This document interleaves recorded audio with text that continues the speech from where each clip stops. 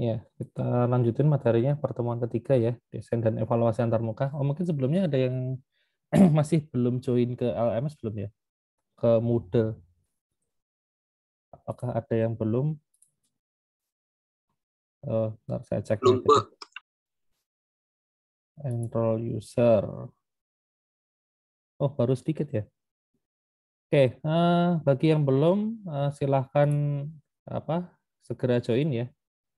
Karena apa namanya, tiap minggu kan ada kuis. Nah, tapi cuma sampai sekarang yang dari pertemuan pertama saya belum pajang kuisnya karena saya lihat masih belum pada join, takutnya nanti udah kelewat gitu ya. Nanti kuisnya minggu ini saya publish untuk yang pertemuan pertama, kedua ya, dan untuk yang pertemuan ketiga juga sekalian ya. Nanti saya kasih waktunya seminggu ya, sampai 2 minggu, berarti sampai akhir minggu depan ya untuk ngerjainnya. Untuk berikutnya waktunya hanya seminggu ya. Enrollment key-nya ya, enrollment key-nya.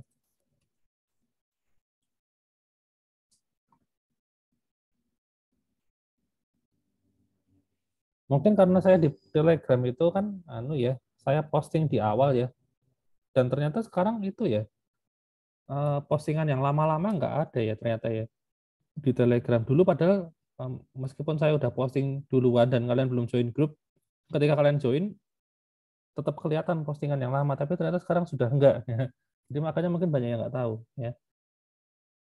Oke,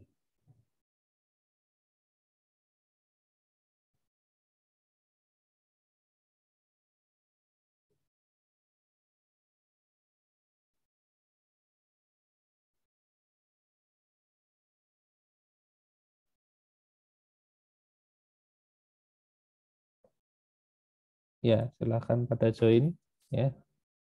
Nanti baru saya posting. Ini baru berapa ya? Baru 5 ya. Dari kita tuh 12 mahasiswa ya. Oke, ya mungkin langsung saya sambil jelasin materi aja ya.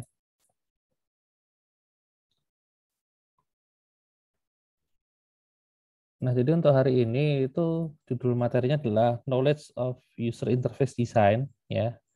Knowledge of User Interface Design. Jadi memang kita kan fokusnya lebih ke UX ya, user experience. Tapi meskipun begitu kita tetap harus tahu ya basic-basic dari UI ya. Jadi untuk hari ini tuh materinya seputar UI ya. Dan mungkin di mata kuliah IMK juga sudah pernah dibahas lebih mendetail. Nah, di sini saya bahas ininya aja. Nah, garis besarnya aja apa yang kira-kira masih dibutuhkan untuk mendesain UX gitu. Enggak secara teknis sih, enggak misalnya warna yang cocok itu kombinasinya kalau merah itu dicampur dengan apa, nah itu enggak sampai sedetail itu, tapi lebih ke prinsip-prinsip dari sisi psikologinya ya gitu. Nah, jadi apa namanya, kalau kita merancang antar muka ya, dari sudut pandang UX pun kan kita juga harus mikirin ya sisi UI-nya meskipun hanya sedikit ya, tapi nggak sampai sedetail itu tadi ya, yang kayak saya bilang tadi, fontnya itu mau pakai yang model apa, serif atau Arial atau apa itu enggak ya. Lebih ke ini design principles ya dan design rules ya. Jadi ini lebih ke apa ya, yang lebih bersifat umum gitu ya, gambaran besarnya ya, nggak sampai detail ya. Kalau untuk yang detail nanti itu urusannya orang UI ya. Sementara kan kita di mata kuliah ini kan kita ngomonginnya kan lebih ke UX-nya gitu. Jadi lebih ke yang ini. Design principles itu yang umum-umum gitu. Nah, misalnya kayak gini ya, ada yang pertama itu ada 4 prinsip psikologi ya ketika mendesain ya. Jadi ini menurut teori itu ada 4. Yang pertama adalah user see what they expect to see. Maksudnya user itu ketika melihat sebuah antarmuka itu dia itu apa ya, sudah ada ekspektasi gitu loh. Dia sudah punya ekspektasi bahwa oh nanti saya kalau mau cari sesuatu caranya begini, kalau mau ini caranya begini, nah kayak gitu. Misalnya contoh paling gampang ini aplikasi buat lihat PDF ya di laptop saya gitu. Misalnya saya mau nambahin tulisan itu caranya gimana? Nah, pasti saya cari menunya di atas gitu kan. Atau saya ingin mencari sebuah kata di dalam PDF ini. Ya, saya cari menunya juga di atas ya. Ini ada menu searching ya. ada menu searching di sini, misalnya saya cari desain, nah kayak gitu kan ketemu ya, pasti di atas. Ada nggak orang nyari menu searching itu di bawah gini? Ya, nggak ada kan? Karena kebanyakan kan di atas. Jadi kalau kita pakai sebuah aplikasi gitu, kita mau ngapa-ngapain ya, toolsnya pasti di atas ya. Nggak cuma ini, Microsoft Word pun juga gitu ya. Word, Excel, PowerPoint ya. Kalau mau apa ngedit-ngedit modifikasi ya di atas semua menunya ya. Nggak ada menunya di bawah gitu. Jadi orang ketika buka MS Word itu sudah tahu ya ekspektasi dia, oh menunya di atas, maka dia akan cari di sini. Jadi jangan sekali-kali kalian taruh menu buat formatting paragraf misalnya di bawah sini ya. Ya, misalnya ada tombol kecil di sini untuk format paragraf ya. Ya orangnya kasihan ya nyari di sini nggak ketemu-ketemu mana ya format paragraf ya. Oh, ternyata di bawah sini dikasihnya. Nah, itu ya menyesatkan kalau kayak gitu ya. Itu prinsip psikologi yang pertama. Jadi makanya ini larinya ke arah ini ya, konsistensi gitu. Jadi kalau kita lihat kebanyakan aplikasi makainya menu taruh di atas ya sudah silakan taruh di atas. Gitu. Jangan berinovasi taruh di bawah apalagi disembunyikan ya. Jadi harus di mouse-nya mungkin pointernya diarahin dulu, dipepetin dulu ke kiri gitu baru nongol, itu kan ada juga yang kayak gitu ya. Contohnya nih di sini tuh di ini saya pakai Mac itu ada menu buat bikin notes ya. Bikin notes itu bisa langsung ditaruh di kanan bawah. Nah, ini ada nongol tombol kecil terus saya klik, nah ini bisa bikin notes. Nah, itu kan nggak tahu ya. Orang kalau pertama kali pakai tahu nggak? Enggak, mana tombolnya nggak ada, nggak kelihatan itu. Ya kan? Taruh di sini baru kelihatan. Nah, itu contohnya. Nah, ini contoh yang menurut saya sih kurang kurang bagus kalau dipakai orang awam gitu. Coba bikin notes gitu. Notes-nya mana dicari-cari nggak ada, ternyata harus diarahin dulu ke bawah sini. Nah, ini baru nongol. Nah, gitu. Ya, yang bisa nebak siapa? Nggak tahu. Orang nggak ada clue apapun gitu. Ya. Nih, di sini nih. Ya. Itu contohnya ya. Ini prinsip psikologi yang pertama. Terus kemudian prinsip psikologi yang kedua adalah user itu cuma bisa fokus ke satu aktivitas ya dalam satu layar ya. Hanya bisa fokus ke satu ini aktivitas itu. Contohnya aplikasi yang ini masih sayang sama ya untuk PDF viewer ini ya. Aktivitas utama adalah kita baca ini kan, baca PDF. Meskipun di sini sebenarnya ada beberapa bagian ya. Di sebelah kiri ada halaman-halamannya, di sebelah atas ada menu-menunya, toolsnya begitu ya. Nah, karena menurut prinsip yang ini, user itu hanya dapat fokus ke satu bagian aja, maka satu bagian itu yang harus ditonjolkan. Ya, misalnya contohnya di sini, ini ukurannya paling besar kan di sini ya. Karena memang orang fokusnya lebih ke bagian ini gitu, maka ini dibikin besar. Jangan dibikin kiri kanan ini ukurannya sama gitu ya. Misalnya, oh, ini udah mentok ya, nggak bisa lebih besar lagi. Ya anggaplah ini bisa mentok sampai separuh gitu ya, separuh itu nunjukin halaman, separuhnya nunjukin tulisan. Nah itu nggak enak kalau dilihat ya, karena orang kan fokusnya ke salah satu aja ya, ke sini doang. Di sini orang hanya fokus ketika mau pindah halaman, tapi habis itu udah misalnya saya mau langsung lari ke halaman 7 atau 8, nah misalnya kayak gitu ya. Tapi habis itu kan sudah fokusnya ke sini lagi ya, gitu. Atau mungkin bisa juga kayak misalnya kita lagi ngisi form untuk login itu ya dalam sebuah website gitu, kita disuruh login, nah loginnya di tengah gini.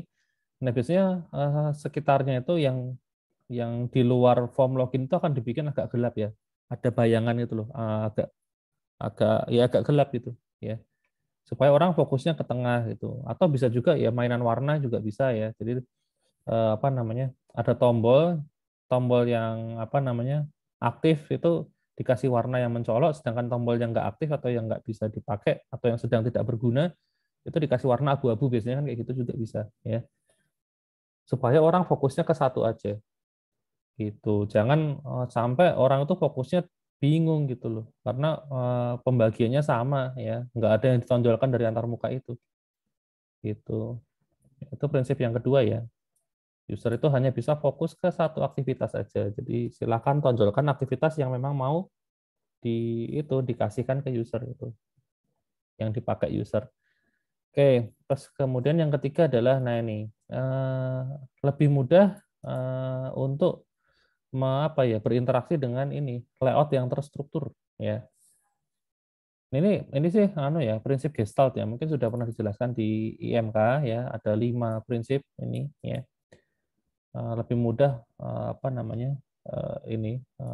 memahami layout yang terstruktur. Contohnya misalnya apa ya? Nah, ini misalnya di sini kalau kalian lihat ada menu-menu kan di sini. Nah, menunya ini dipisah ya. Jadi ini menu yang berkaitan dengan tulisan dan coret-coret di sini itu jadi satu ya. Ini mau nambahin tulisan, ini mau nambahin blok, ini mau coret-coret ya, pakai pointer gitu. Nah, terus dipisah ini di garisnya ya. Ini garis pemisah antara menu yang coret-coret sama menu yang ini. Kalau yang ini nambahkan ini. Ini objek ya, nambahin objek-objek, ini nambahin text box ya. Ini nambahin tanda tangan, kemudian yang ini apa ya ini ya? Nambahin notice ya, komen gitu. Terus dipisah lagi. Kalau yang ini parameter ya buat ganti ukuran garis, buat ganti warna, buat ini apa ya? Ini ganti background kayaknya. Background box gitu. Terus kalau yang ini ganti font ya. Nah, ini dipisah-pisah. Nah, contohnya kayak gini, ini penerapan prinsip Gestalt ya. Gitu. Jadi yang satu jenis itu dikelompokkan, dikelompokkan ya. Gitu. Ini masuk ke yang low similarity ya. Jadi fungsi-fungsi yang sejenis itu jadikan satu ya. Gitu. Terus contoh yang lain apa ya? Kalau di MS Word, ya ini juga sama sih, ini dikelompokin ya. Ini yang berkaitan dengan font, ini jadi satu satu kelompok sendiri, dipisah, ada garisnya juga. Ini berkaitan dengan apa namanya? Formatting tulisan ya, bullet numbering, terus ini indentasi ya, kayak gitu. Terus kalau yang ini buat apa namanya heading ya, gitu. Kalau mau bikin apa, biasanya dipakai untuk bikin table of content ya. Nanti pakai ini, gitu. Ya itu contoh-contoh penerapan Gestalt tuh seperti itu ya. Kita ngelompokin, nggak semuanya langsung dicampur jadi satu jejer semua tombolnya enggak ya, dikelompokin. Yang mirip-mirip jadikan satu ya. Itu namanya law of similarity gitu. Kalau yang contoh di ini sebenarnya contoh dari ini ya. Low proximity itu yang ini. Ini kan tapi contohnya bangun bangun anu ya dua dimensi ya. Jadi mungkin kurang terlalu jelas ya. Mungkin lebih jelas kalau langsung lihat implementasinya kayak barusan ya. Gitu. Ya, ini saya rasa juga sudah banyak dibahas di IMK, jadi saya hanya bahas kulitnya aja ya. Lalu prinsip psikologi yang terakhir adalah ini, lebih mudah untuk mengenali ya, recognize itu mengenali sesuatu daripada mengingat sesuatu ya.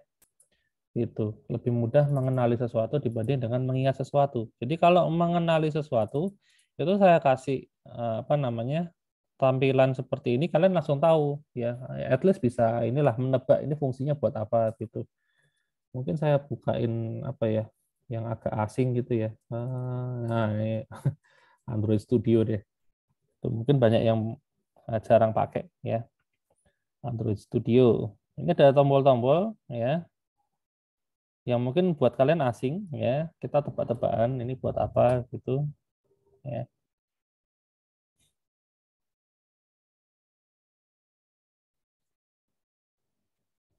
Oh, ternyata nggak banyak juga sih tombolnya ya. Ya ini tombolnya yang utama ada ini ya. Ada beberapa ini ya. Nah, tanpa saya kasih tahu, ini kalian baru pertama kali lihat mungkin ya, sebagian baru pertama kali lihat Android Studio. Kalau saya tunjukin tombol ini ya, kalian pasti langsung tahu ya ini tombol buat apa itu ya. Karena ini tombol segitiga itu kan ini tombol buat ngeran itu ya. Ini sudah sangat umum dipakai ya. Kalau kalian punya pemutar musik ini buat mainkan musik gitu ya, buat ngeplay musik.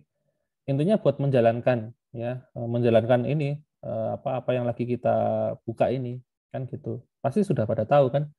Nah, itu namanya kita recognize, kita mengenali sesuatu, mengenali bahwa tombol segitiga ya, ke arah kanan ini pasti digunakan untuk memainkan sesuatu atau menjalankan sesuatu gitu. Itu namanya recognize. Gitu. Terus ini ada gambar serangga ya. Ada gambar serangga juga mungkin banyak yang bisa nebak ini fungsinya buat apa? Ya ini buat debugging. Ya. Serangga apa error di dalam program itu kan namanya bug ya. Bug itu kan artinya serangga ya, makanya nih dikasih simbol serangga ya, namanya untuk debug ya. Gitu. Terus apalagi? Nah, ini dua ini pasti sudah pada tahu ya, nggak usah saya kasih tahu juga pasti tahu nih, kaca pembesar itu buat searching ya sudah jelas. Terus ini ada gerigi ya, gear itu pasti buat setting ya. Itu contohnya ya, prinsip recognize ya. Recognize itu seperti itu. Nah, bayangkan kalau misalnya kok sudah saya tutup. Bayangkan kalau misalnya itu nggak saya apa di tombol-tombolnya ini itu nggak pakai simbol-simbol seperti itu, tapi saya ganti inisial. Nah, misalnya ini kan tombol yang anak panah tadi, ya ini tombol anak panah ini kan untuk ngeran aplikasi, ya untuk run aplikasi ya, ada tulisannya nih run apps, ya. Nah ini bayangin kalau misalnya simbolnya ini dari segitiga ini saya ganti jadi huruf R gitu misalnya, huruf R. Dan orang pertama kali buka, lihat huruf R, apa yang ada di benak dia? Ya bisa macam-macam ya. R itu bisa run, bisa juga mungkin restart, bisa juga mungkin apalah yang lain ya. Nggak tahu, tergantung ininya dia ya, mental model dia itu R itu apa gitu.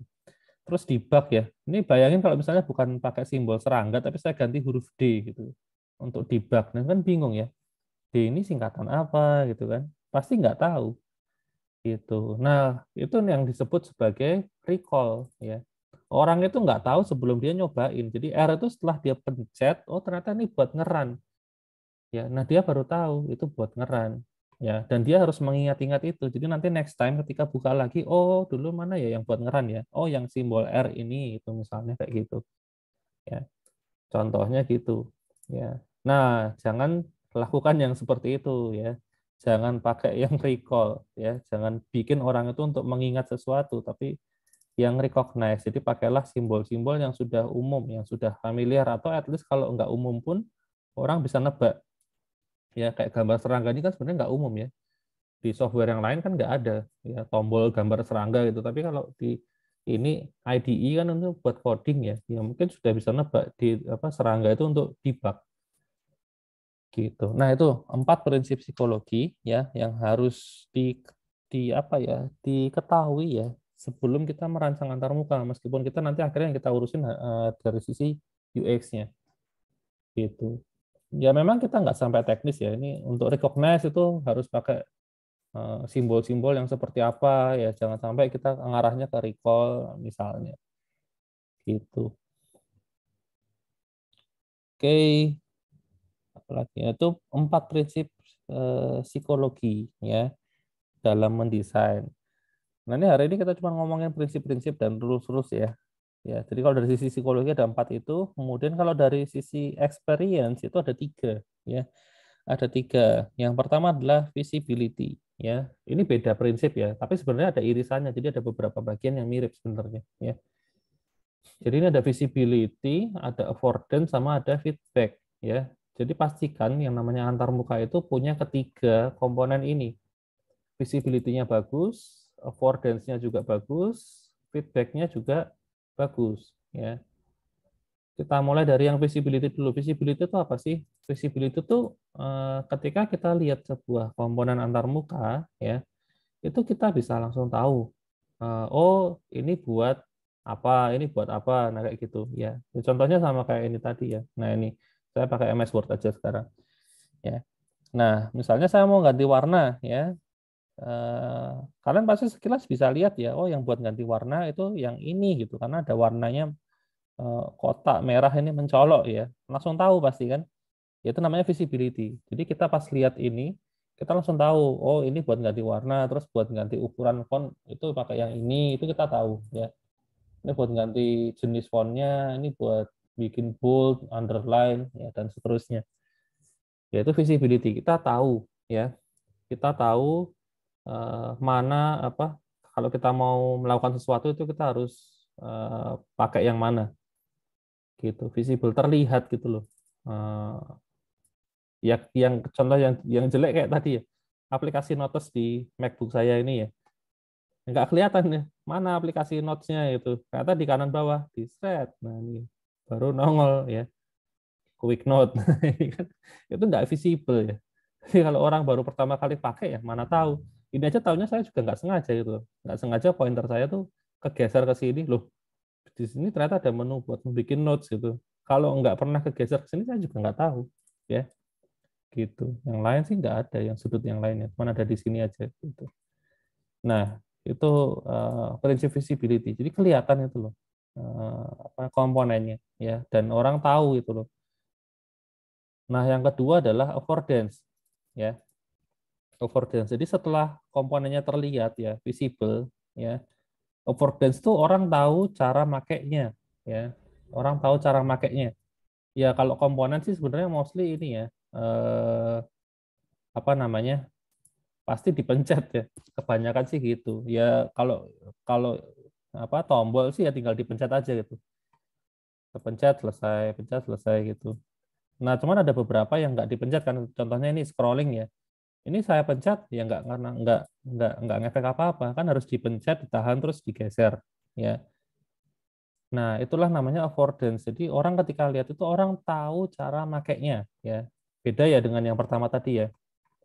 Kalau visibility itu orang tahu ya komponen itu buat apa itu tahu, tapi dia belum ngapa-ngapain, dia belum sentuh komponennya. Kalau affordance itu orang tahu cara makainya. Jadi setelah dia lihat komponennya, dia tahu oh ini harus dipencet, oh ini harus di slide ya, ditahan terus digeser gitu ya. Gitu ya, seperti itu. Itu affordance. Orang tahu cara makainya. Jadi ini contohnya kayak keran ini ya. Ini keran. Kalau kalian lihat keran seperti ini, ya tahu ini keran itu. Itu visibility-nya oke. Tapi dari sisi affordance, nah ini tahu nggak cara makainya itu? Nah kan kalau dicari ini tuasnya di mana ya, putaran kerannya kok nggak ada itu. Oh ternyata langsung disodorin aja tangannya ke sini ya, nanti airnya keluar. Tapi bagi orang yang nggak tahu, dia bingung. Nah itu contohnya affordance yang buruk ya. Kalau orang nggak tahu ini cara makainya gimana, itu affordance-nya jelek. Tapi orang tahu itu keran. Ya, berarti visibility-nya bagus, cuman affordance-nya apa jelek gitu. Paham ya bedanya ya affordance sama visibility ya, jangan sampai terbalik ya. Pokoknya yang satu tuh cukup melihat doang dia tahu oh itu buat cuci tangan ya, ini keran. Kalau affordance, oh itu cara makainya diputer lah atau langsung disodorin aja tangannya atau digimanain pakai suara atau yang lain. Nah itu affordance. Nah yang terakhir adalah feedback ya. Feedback kalau contohnya keran sih saya agak bingung ya. Feedback itu intinya ketika orang berinteraksi dengan komponen tersebut ya, nah komponen itu akan memberikan feedback balasan itu. Kalau keran ya, kalau orang mau cuci tangan pakai ini ya keluar airnya itu ya feedbacknya air. Feedback itu semacam output sih sebenarnya ya, kayak output gitu. Kalau ada outputnya ya betul berarti otomatis ada feedbacknya ya. Tapi beberapa bagian itu tidak ada ini, tidak ada output, tapi harus punya feedback. Nah harus punya feedback. Itu maksudnya gimana? Ya ini apa namanya? Misalnya apa ya? Eh, contohnya nih tombol ini saya tekan ya. Tombol ini saya tekan. Ya, misalnya saya tekan. Nah, gimana caranya saya tahu tombol ini sudah saya tekan atau belum? Nah, ini makanya kalau kita arahin kan ini warnanya berubah ya. Nah, itu salah satu contoh feedback tuh itu. Ya, ini kalau ini kan warnanya abu-abu gelap. Setelah saya arahin jadi abu-abu agak terang. Kalau saya klik, nah jadi lebih gelap. Ya, abu-abu lebih gelap lagi. Ya, cenderung agak hitam. Itu namanya feedback. Ya. Jadi jangan sampai kalian bikin sebuah tombol itu ketika dipencet tuh warnanya tetap sama, itu jangan ya.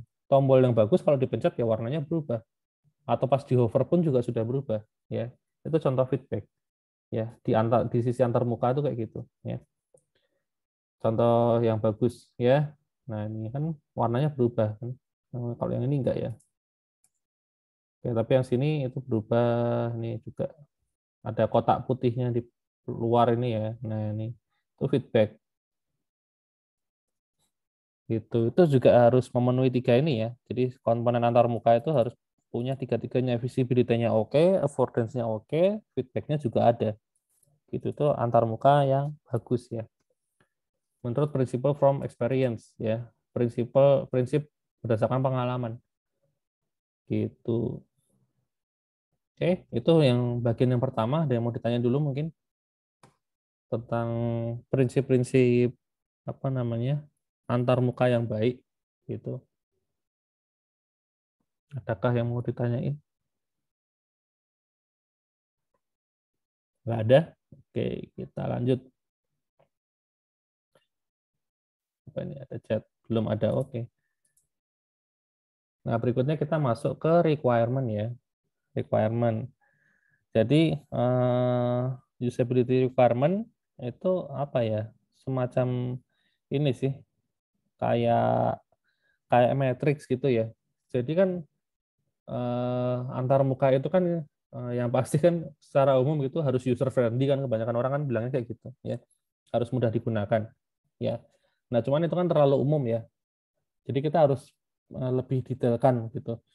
Jadi kalau dari sisi matriksnya itu kan ada dua macam ya, ada sisi kualitatif, ada sisi kuantitatif juga ya. Jadi ada kualitatifnya, ada kuantitatifnya gitu. Kualitatif itu dari sisi ini apa ya istilahnya ya, subjektivitas gitu, subjektif. Jadi orang pakai itu puas nggak, nyaman nggak, nah itu namanya kualitatif ya. Jadi ciri-ciri dari kualitatif itu adalah susah dibandingkan ya, susah dibandingkan antara satu orang dengan orang yang lain. Jadi kalau misalnya saya nih bilang, oh, ini tampilannya bagus gitu, terus ada orang lain lagi bilang ini tampilannya jelek. Nah, ada lagi orang lain bilang tampilannya bagus juga gitu. Jadi sama. Jadi ada dua orang bilang bagus, satu orang bilang jelek. Nah, bisa nggak kita rata-rata gitu? Misalnya kita jumlahin terus apa namanya di rata-rata gitu. Jawabannya nggak bisa.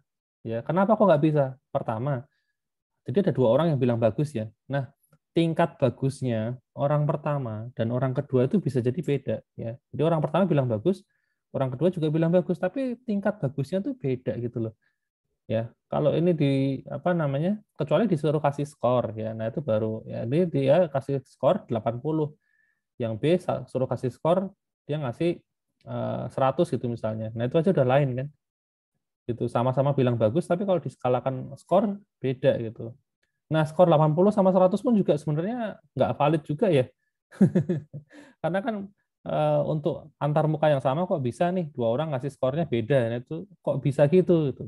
Ya itu karena tadi subjektif ya, itu yang disebut subjektif. Ya. Sama kalau misalnya nih kalian apa namanya istilahnya apa ya? Ngambil mata kuliah ya. Ngambil mata kuliah ya. Kalian coba ngambil satu mata kuliah, kasih kalian ambil dua kali.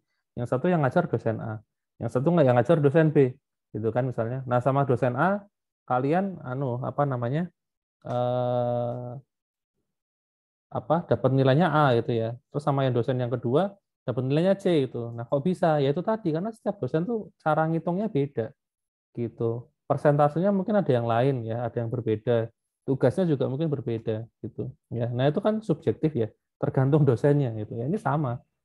Unsur kualitatif di sini dua orang user bilang yang satu bagus, yang satu juga bilang bagus, tapi sebenarnya itu nggak bisa dibandingkan. Bagusnya tuh berbeda gitu loh. Ya, itu namanya kualitatif. Ya, gitu. Nah, kalau yang kuantitatif itu bisa dibandingin ya. Karena memang user A sama user B itu diukur menggunakan parameter yang sama. Gitu. Contohnya apa? Contohnya misalnya pertanyaannya bukan cuma bagus apa enggak doang ya. Kalau tadi kan tampilannya bagus enggak? Oh, yang satu bilang bagus, satu bilang enggak. Terus suruh ngasih skor. 1 sampai 100 mau kasih skor berapa? Nah, ya udah kalau gitu enggak jelas ya. Tapi kalau parameternya jelas ya, misalnya nih user A itu disuruh make ya, suruh nyoba ini login gitu. Dia butuh berapa detik? Oh, ternyata dia butuh 10 detik. Yang user B ternyata setelah nyoba login butuh 20 detik. Nah, itu dibandingin bisa ya, di rata-rata gitu bisa. Jadi rata-ratanya berarti 10 tambah 20 bagi 2, 15 detik. Nah, itu bisa. Karena pengukurannya sama. Yaitu sama-sama disuruh login ya. Nah, itu bisa dibandingin. Nah, itu yang disebut kuantitatif. Tapi kalau yang kira-kira nggak bisa dibandingin, itu namanya kualitatif. Meskipun itu ada angkanya ya. Jadi meskipun ada angkanya sekalipun itu tidak menjamin dia itu sifatnya kuantitatif. Ya, biasanya kuantitatif itu cenderung pakai angka ya. Yang pakai angka itu berarti kuantitatif, tapi nggak selalu ya. Kalau saya bilang sih itu yang pakai angka itu nggak selalu kuantitatif ya. Bisa jadi sebenarnya itu kualitatif ya. Cuman dibikin angkanya ya gitu. Itu hati-hati ya. Ini nanti kan kita setelah UTS tuh banyak membahas ini seputar kualitatif sama kuantitatif karena kita fokusnya ke pengukuran kualitatif sama pengukuran kuantitatif gitu. Jadi kalian harus hati-hati milih matriksnya. Oke. Nah, jadi kalau menurut Bennett itu ada 4 aspek ya dalam usability yang harus diukur. Yang pertama learnability, terus kedua throughput, yang ketiga flexibility, dan yang keempat attitude ya. Nah, learnability ini bisa diukur pakai yang ini, kuantitatif ya, learnability, terus throughput, ya. Kalau yang flexibility sama attitude ini kayaknya lebih ke kualitatif ya. Itu menurut Bennett ya, ada 4 aspek ini ya. Terus ada lagi, oh ini contoh detailnya ya dari yang ini kan aspeknya ya kan. Terus contoh pengukurannya seperti apa ya? Ini contohnya ya. Waktu penyelesaian tugas ya kayak tadi misalnya disuruh login terus dihitung waktunya. Nah, itu contohnya ini. Yang nomor 1 itu contohnya seperti itu. Terus persentase tugas yang diselesaikan misalnya ya disuruh login 10 kali ya. Yang berhasil berapa, yang gagal berapa. Nah, itu namanya persentase tugas yang diselesaikan. Mana yang berhasil berapa banyak yang berhasil selesai. Oh, ternyata 87% berhasil selesai ya. Terus rasio sukses terhadap kegagalan ya. Berapa banyak yang sukses dibandingin dengan yang gagal ya, dan seterusnya gitu. Itu tadi menurut Bennett ya. Terus ada lagi kalau menurut ini Questenberry itu ada 5. Nah, biasanya sih saya lebih cenderung pakai yang ini ya, 5 aspek ini karena lebih gampang untuk diturunkan ke dalam pengukurannya.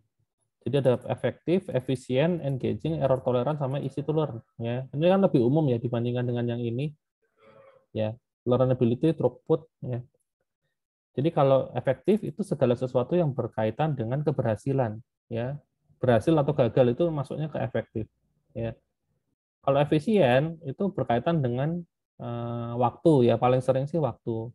Pokoknya efisiensi, intinya angkanya itu makin kecil makin bagus ya. Contohnya waktu ya, waktu itu kan makin kecil makin bagus. Orang yang login 10 detik itu lebih bagus daripada orang yang login 30 detik ya. Terus misalnya jumlah halaman juga bisa ya. Orang yang loginnya buat register itu dia membutuhkan 3 halaman itu lebih efisien dibandingkan dengan orang yang registernya butuh 10 halaman. Jadi dia dari halaman home-nya dia pindah dulu kemana dia nyari-nyari nggak ketemu ya. Setelah dia mengunjungi 10 halaman dia baru nemu halaman register. Nah, itu nggak efisien ya. Lebih efisien yang tadi cuma 3 kali halaman ya, tiga kali mengunjungi halaman itu lebih efisien. Gitu. Engaging itu menarik ya.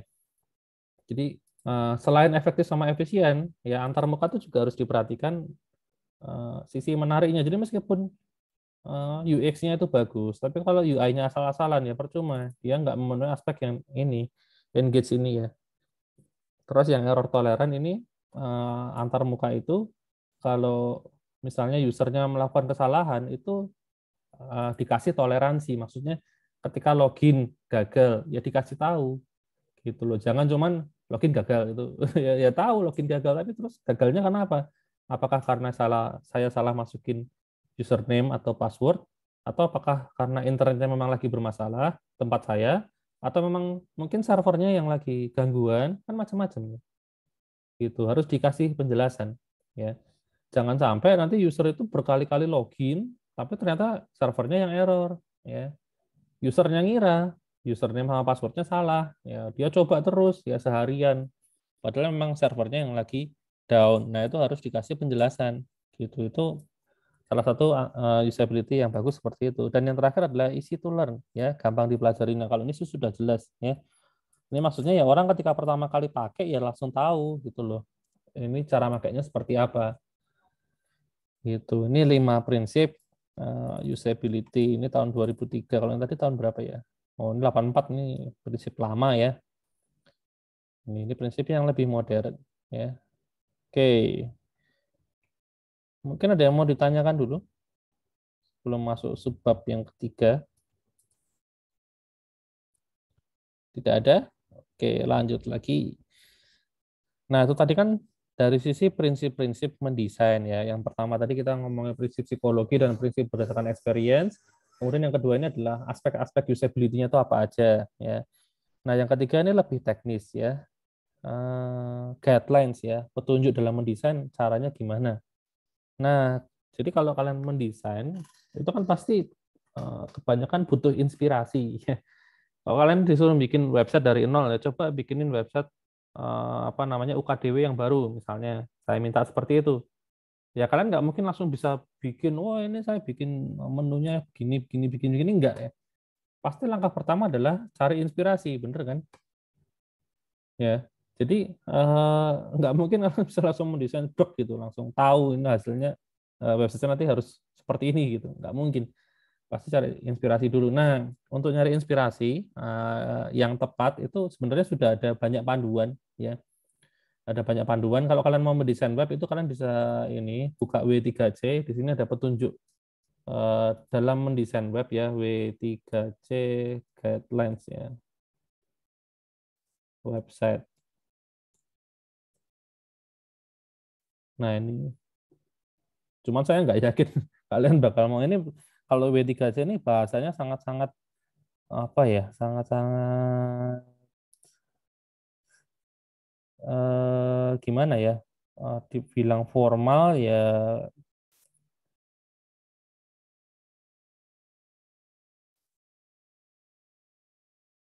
Ya kayak gini nih isinya, kayak kayak apa, kayak tulisan-tulisan gini nih ya, misalnya nih provide confidential control, activate input, nih. Nah ini salah contoh-contohnya ya, cuman kan anu ya, terlalu banyak kayak gini nih ya, apa guidelines-nya itu, dan isinya cuma tulisan-tulisan, biasanya pada malas baca ya. Lebih gampang kalau misalnya buka apa, smashing magazine gitu misalnya. Nah, cara membuat text editor pada web ya. Nah, ini kayak gini nih. Ini lebih enak dibaca dibanding yang barusan kan. Gitu. Ini contoh-contoh guidelines tuh kayak gini ya. Panduan-panduan gitu.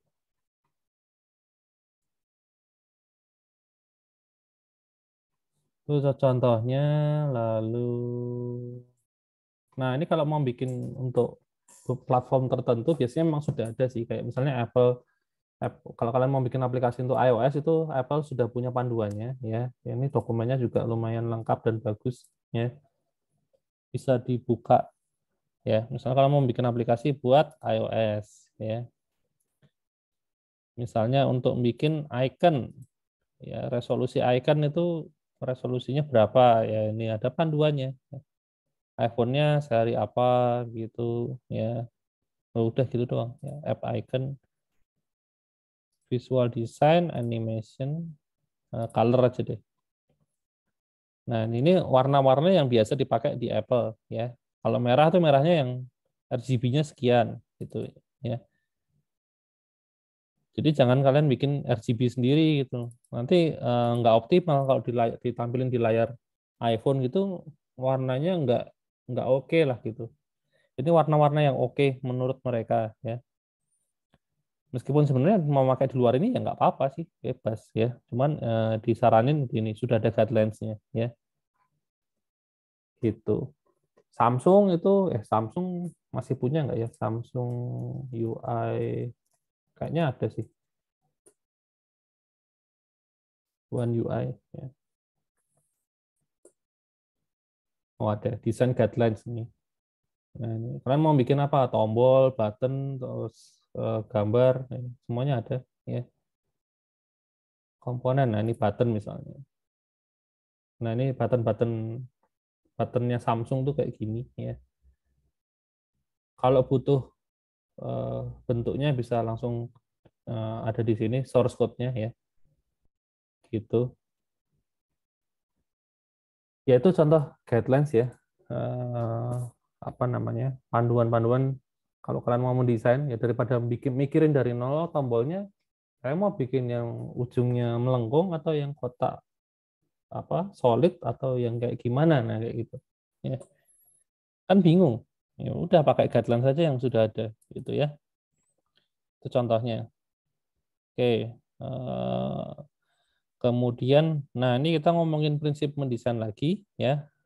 Saya lupa ini menurut siapa ya, jadi ada beberapa prinsip mendesain lagi. Ya, yang pertama adalah simplicity. Ya, simplicity itu eh, kalau bisa bikin antar muka jangan rumit-rumit ya. Ini contohnya Blender ya. Kalau kalian lihat nih Blender tombolnya banyak banget ya. Kalau orang kasih Blender seperti ini ya, kalian pakai Blender seperti ini untuk pertama kali, kalian pasti bingung tombol mana yang harus dipencet ya. Yang kalian lakukan apa? Dibaca satu-satu ya. Misalnya mau bikin jus nih, kalian mau bikin jus, nah dilihat satu-satu. Mana ya jus ya? Oh, ternyata nggak ada. Terus, ya itu baca manualnya gitu ya. Nah kayak gitu. Kalau yang ini jelas ya, tombolnya cuma satu, nggak ada tombol lain ya sudah pasti dipencet ini, nggak pakai mikir gitu, langsung jebret gitu. Selesai gitu. Ini lebih bagus ya. Kalau dari sisi simplicity ini lebih bagus ya, gitu. Cuman ya jeleknya adalah kalau blendernya ini tombolnya hanya satu, berarti dia hanya ada satu mode ya. Ya udah itu aja jeleknya gitu. Sebenarnya terlalu simpel itu juga nggak bagus ya. Fiturnya sangat-sangat terbatas. Ini kalau saya mau bikin jus ya tombolnya ini. Kalau saya mau bikin sambal gitu, mau ngeblender sambal pakai yang mana atau ngeblender bumbu itu, masa ya ini gitu kan, padahal kan tekanannya putarannya kan berbeda, bingung kan jadinya kan ya, itu terlalu simpel juga nggak bagus itu ya. Tapi ya jangan sebanyak ini juga lah, ini bingung kalau kayak gini ya. Tombol tuh ya dua atau tiga gitu masih oke lah ya, tapi kalau sampai ini berapa, satu dua tiga empat lima enam tujuh delapan, sama ini sembilan ya, sembilan tuh kebanyakan ya tuh. Kemudian itu juga prinsip simplicity ya. Ini kalau saya lihat ini tidak simpel ya. Pusing lihatnya ya, berantakan sekali ya, penuh itu, tidak simpel. Nah, ini lebih bagus ya dari sisi simplicity gitu. Ini tuh kebanyakan konten ya, sampai kita bingung ya. Kalau saya mau eh, daftar ya, login aja kita nggak tahu kan yang mana tombol loginnya itu kan. Isinya tulisan semua gitu ya. Kalau yang ini kan jelas ya, ini ada sign in di sini. Login kan biasanya memang di atas ya, di atas sebelah kanan. Ya kita langsung lihatnya ke sini. Oh, ini sign in ya sudah. Terus di sini juga ya komponennya nggak banyak yang ditampilkan ya. Ini buat cari hotel, yang ini promo gitu ya. Udah, yang atas yang menu.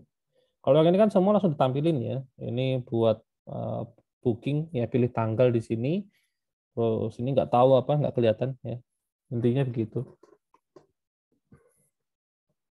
Ini juga, ini kalau bagi yang suka main games ya, eh mungkin kalau orang yang biasa main games lihat kayak gini nggak masalah gitu ya. Tapi kalau eh, orang nggak pernah main game, tahu-tahu disuruh main game, dikasih tahu-tahu tampilannya kayak gini, dia langsung di-uninstall gamenya ya. Pusing lihatnya. Saya liatin aja pusing ya. Gitu. Saya suka main game tapi nggak yang hardcore kayak gini. Game-game casual aja gitu. Kalau suruh main kayak gini udah nyerah saya. Langsung saya uninstall nih, pusing lihatnya ya. Gitu. Ini juga tidak simpel ya, tidak simpel. Orang secara umum dikasih kayak gini pusing, tapi kalau yang biasa main game ya mungkin oke-oke aja gitu ya, nggak masalah gitu. Ya. Oke, itu prinsip yang pertama ya, simplicity. Intinya desain tuh kalau bisa dibikin simpel, jangan terlalu penuh ya. Jangan semua, oh ini masih ada tempat kosong di sini, dikasih apa, dipenuhin, jangan ya. Simpel aja gitu. Yang penting kebutuhannya sudah terpenuhi ya. Gitu. Kemudian prinsip yang kedua adalah structure ya. Structure ini mirip-mirip kayak prinsip Gestalt tadi sebenarnya ya. Prioritas fungsi, mana yang sering digunakan, mana yang enggak ya. Contohnya apa namanya? Ini fungsi-fungsi yang sering digunakan ya. Yang jarang digunakan dirangkum dalam satu tombol ini ya. Nah, ini kalau saya pencet ini baru kebuka. Nah, ini salah satu contohnya ya. Structure gitu. Terus ada alur navigasi ya, pakai ini misalnya eh, apa sliding ini, terus apa pengelompokan fungsi-fungsinya jenis ya kayak tadi prinsip Gestalt ini. Jadi sebenarnya yang struktur ini mirip kayak prinsip Gestalt ya gitu. Nata layoutnya, ada jarak, ada konsistensi, similarity, proximity, dan seterusnya ya gitu. Ini juga masalah structure website ya. Navigasi itu di atas, konten di bawah, bawah sendiri footer, itu standar ya kayak gitu. Ini juga struktur ya. Ini yang sejenis ini dikelompokin ada kotaknya ini. Kalau kalian lihat ini juga ada kotaknya ya. Gitu. Ini yang checkboxnya jadi satu di sini semuanya. Jadi rapi gitu ya. Kemudian konsistensi ini juga tadi ya sebenarnya ini ada irisan kayak dari prinsip Gestalt tadi ya. Sebenarnya mirip-mirip ya, cuman yang ngomong berbeda orang jadi dimasukin aja nggak apa-apa ya. Sebenarnya ini kan beda subbab juga ya. Ya konsistensi itu intinya desain itu apa namanya setiap halaman itu harus sama, atau kalau beda platform ini contohnya dibuka di handphone, di tablet sama di komputer itu meskipun tampilannya lain tapi nuansanya tuh feel-nya tuh tetap sama gitu loh. Itu namanya konsisten ya. Gitu. Jangan sampai di sini itu fontnya pakai Arial, terus di sini pakai sans serif, nah itu kan kacau. Atau warnanya misalnya di sini putih, terus di sini berubah jadi biru gitu misalnya. Ya jangan kayak gitu. Ya harus sama, konsisten. Ya. Jadi orang ketika buka di handphone, terus suatu hari dia buka di apa komputer, monitor yang gede itu nggak masalah, itu tetap bisa pakai. Ya. Itu konsistensi. Ya. Ini contoh yang di MS Word tadi yang saya tunjukin di awal. Ini juga merupakan prinsip konsistensi. Ya, Word, Excel sama PowerPoint itu sama tampilannya ya, selalu sama. Ya, asal versinya sama ya, pasti tampilannya mirip ya, strukturnya. Itu namanya konsisten. Ya, ini konsisten internal. Ya, kebetulan memang perusahaannya sama yang bikin ya. Terus yang eksternal itu perusahaannya beda, tapi dia tetap konsisten. Kayak marketplace tuh searchingnya selalu di atas ya. Kayak saya bilang tadi, nggak mungkin aplikasi ya searchingnya ditaruh di bawah itu nggak mungkin ya, saya belum pernah lihat ya, kecuali dibentuknya tombol ya, atau beberapa aplikasi mobile memang di bawah kayak kayak apa namanya Instagram itu ya, untuk explore itu kan menunya di bawah ya, itu memang kalau handphone memang beberapa ada yang di bawah ya, menunya navigasinya, karena jempol kita di bawah ya, kalau kita megang HP kan eh, jempol kita cenderung lebih mudah mencet tombol yang di bawah dibandingkan di atasnya, itu lain cerita ya.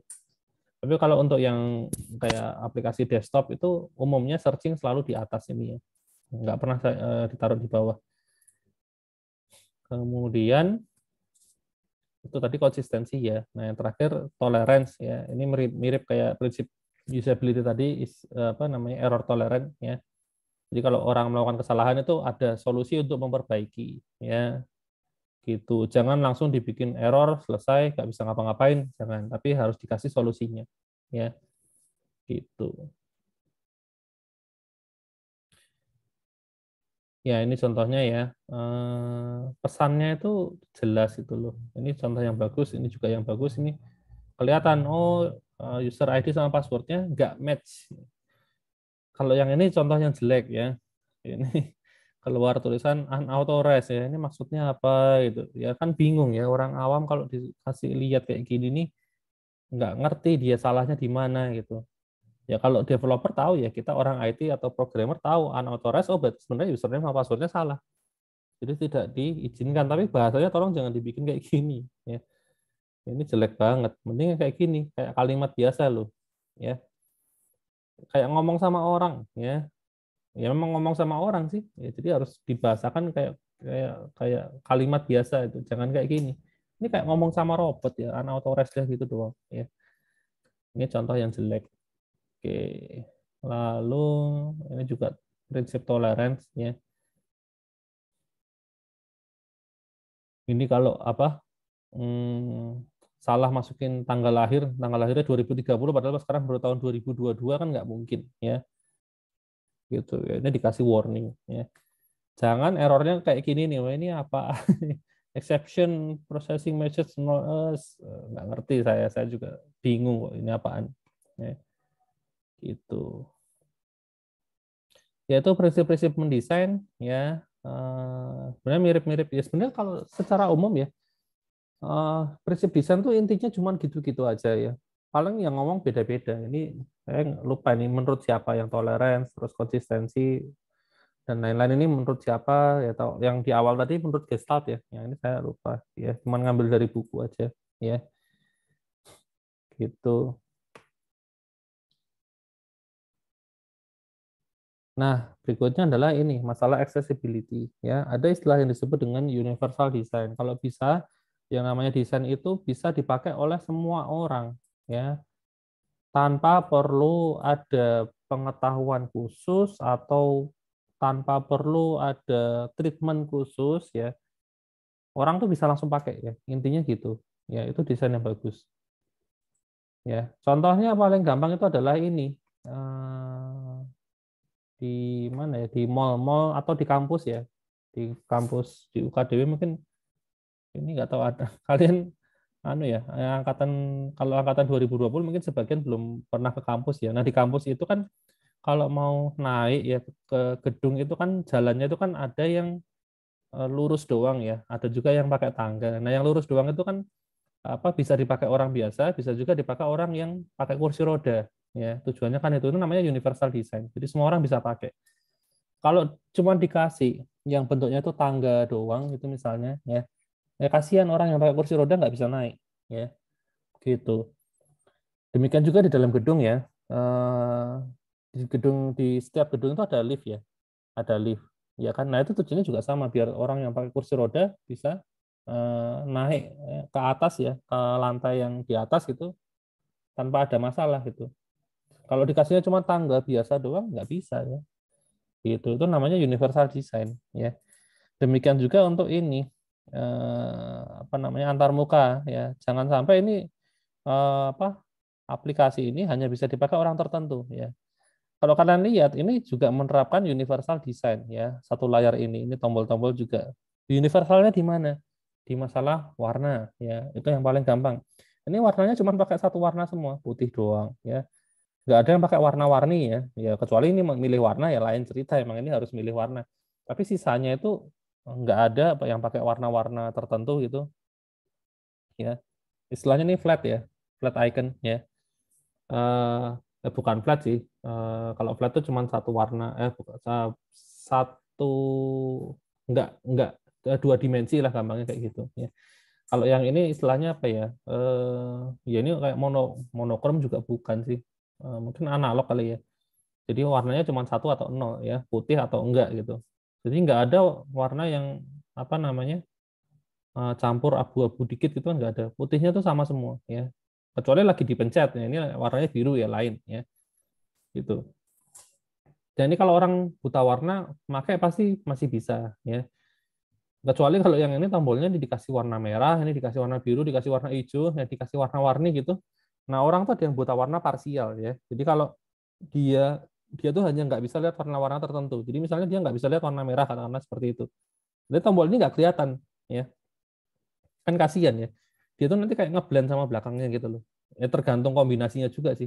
Warna depan sama belakangnya tuh ada kombinasi yang tidak boleh dilakukan. Ya. Jadi kalau kalian mau mendesain aplikasi yang bisa untuk semua orang, ya itu harus baca juga masalah itu tadi ya. Khususnya untuk orang buta warna ya itu kalau masalah pewarnaan itu ya. Ya itu desain yang bagus tuh semua orang harus bisa pakai ya.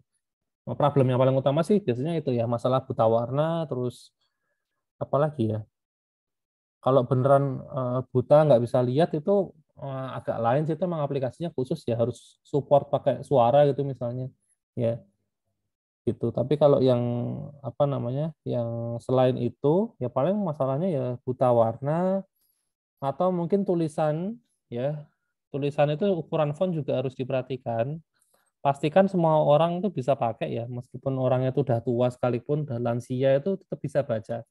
Ini kalau tulisannya saya kecilin segini nih ya mungkin kalian masih bisa baca ya ini tapi kalau orang sudah tua ya lansia itu pasti nggak bisa baca ya ukuran segini ya itu harus digedein nah segini mungkin baru lumayan ya gitu itu universal design ya semua orang harus bisa pakai ini ilustrasinya pintu ya pintu itu gagang pintu biasanya cuma sekecil ini kalau cuma sekecil ini tuh yang bisa pakai cuma orang dewasa ya nah kalau dibikin panjang sampai di bawah ini orang dewasa bisa pakai anak kecil bisa pakai orang disabilitas bisa pakai orang yang lagi sekarat juga bisa pakai ya itu ini contoh universal design ya gitu ini juga sama nih mouse Ini untuk orang kidal itu juga harus bisa ya, mouse-nya pakai tangan kiri, keyboard-nya tangan kanan ya. Gitu. Ya, ini mouse yang universal ya. Ini mouse yang bagus ya. Apa namanya? Eh, Semua orang bisa pakai ya, mau dibolak-balik nggak apa-apa ya. Nggak kayak mouse yang saya pakai ini nggak bagus ya, hanya bisa dipakai orang tangan kanan ya. Karena bentuknya agak-agak nggak jelas ini ya, mouse yang saya pakai gitu, khusus tangan kanan. Kemudian nah ini universal design itu untuk CAPTCHA juga bisa ya. Ini untuk orang yang misalnya nggak bisa lihat ya, orang buta juga bisa diganti pakai suara ya gitu. Cuman saya nggak tahu ya kalau pakai suara terus ngetiknya gimana ya. Atau mungkin ini anu ya, bukan buat orang yang buta banget ya, tapi orang yang nggak bisa lihat sama sekali. Jadi dia masih bisa lihat. Tapi kalau tulisannya sudah kayak gini, ini nggak jelas kayak gini, dia sama sekali nggak ngerti gitu. Ini apaan, tulisan apa gitu mungkin ada ya. Nah itu baru pakai yang ini, pakai suara aja. Oh terus dia masih bisa ngetiknya. Tapi kalau suruh lihat kayak gini pusing mungkin ya gitu. Oke, untuk kelas activity ini skip aja. Wah, sudah habis materinya. Mungkin ada yang mau ditanyakin sebelum saya akhiri untuk kelas pertemuan hari ini. Ini masalah ini ya, prinsip-prinsip mendesain ya. Gitu. Untuk ikhlasnya sudah ada nambah belum ya? Ikhlas lagi. LMS. Oh, ya, sudah langsung banyak ya. Berapa nih? 1, 2, 3, 4, 5, 6, 7, 8, 9, 10. Kurang 2 orang ya. 2 orang. Oh, ini yang datang cuma 8. Ya, semoga. Kalau di ikhlas sih pesertanya 12 ya. Berarti ada 2 yang belum join. Ya, silahkan segera join. Ya. Karena nanti akan segera saya posting untuk kuisnya. Ya. Kalau telat ya nasib ya. Gitu. Oke. Nggak ada yang ditanyain? Oke, kalau nggak ada ya mungkin kelas kita sampai di sini aja ya. Sampai ketemu lagi minggu depan ya. Oke, thank you semuanya. Terima kasih, Pak.